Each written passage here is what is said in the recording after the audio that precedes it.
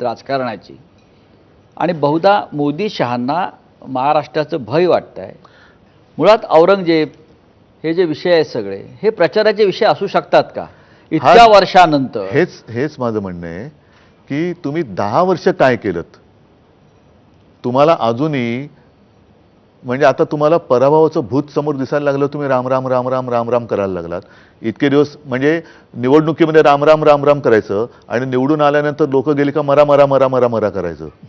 शेतकरी आत्महत्या करतायत त्यांच्याकडे तुम्हाला लक्ष देता येत नाही। मेला शेतकरी तरी चालेल, 5 वर्षांनंतर बघू। महिलांवरती अत्याचार झाले तरी चालतील, 5 वर्षांनंतर बघू। शेतकरी तुम्हीच सांगितलं होतं की आम्ही त्याला हमीभाव देऊ, उत्पन्न दुप्पट करून देऊ, स्वामीनाथन अहवालाप्रमाणे त्याला हमीभाव देऊ आणि त्याच्यासाठी शेतकरी दिल्लीत यायला निघाले तर तुम्ही त्यांच्यावरती बंदुका रोखता, त्यांच्यावरती अश्रुधूर सोडता। मग रामराम म्हणायला लागणार नाही तर काय म्हणायला लागणार? त्या शेतकऱ्यांना तुम्ही दहशतवादी संबोधलत, अर्बन नक्सल संबोधलत आणि आत्ता जे परत तिकडे दिल्लीत चाललेले शेतकरी होते त्यांना तर त्यांचे ते कार्यवाह वगैरे काय म्हणतात, दत्तात्रय होसबळे यांनी सांगितले की शेतकऱ्यांचं आंदोलन म्हणजे अराजक आहे। अशी सगळी जी माणसं आहेत म्हणून निवडणुकीमध्ये रामाचं नाव राम राम राम आणि जे निवडून देतील पण निवडून दिल्यानंतर ते जेव्हा तुमच्याकडे येतात त्यांना ते म्हणतात मरा मरा मरा मरा। उद्धव साहेब 10 वर्ष मोदी यांचं सरकार या देशावर आहे। 10 वर्ष खूप मोठा कालखंड आहे की देशाच्या आयुष्याची 10 वर्ष, 10 वर्षात म्हणजे 140 कोटी जनतेची 10 वर्ष। नेत्याला 2 वेळा म्हणजे सलग 10 वर्ष प्रधानमंत्री होण्याची संधी मिळते।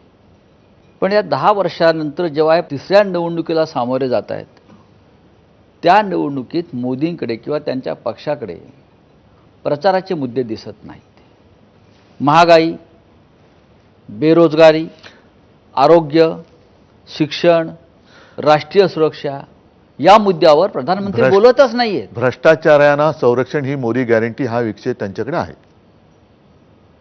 त्याच्याबद्दल आपलं काय मत आहे? ना हा विषय चर्चेत आहेच। म्हणजे भ्रष्टाचार करा आणि भाजपात या, म्हणजे ते एक कुठली तरी गोळी होती ना, वो खाओ सब भूल जाओ, तसंच आहे, भ्रष्टाचार करो भाजपा में आओ। आणि नरेंद्र मोदींनी भ्रष्टाचार मुक्त भारताची घोषणा केली होती।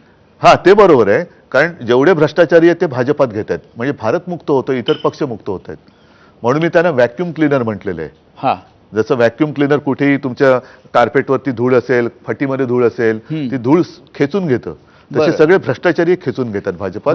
म्हणजे भ्रष्टाचार मुक्त भारत, भ्रष्टाचार मुक्त काँग्रेस, भ्रष्टाचार मुक्त। मोदींच्या प्रचारामध्ये मुद्दे कुठले आहेत? मुसलमान, पाकिस्तान, कब्रस्तान, स्मशान या मुद्द्यावर मोदी बोलतायत। आमच्या निवडणुकीच्या प्रचारात हिंदुस्थान आहे, त्यांच्या प्रचारात पाकिस्तान आहे, आमच्या प्रचारात हिंदुस्थान आहे। उद्धवजी, प्रत्येक निवडणुकीत देशाचं भवितव्य ठरवणारी निवडणूक असते।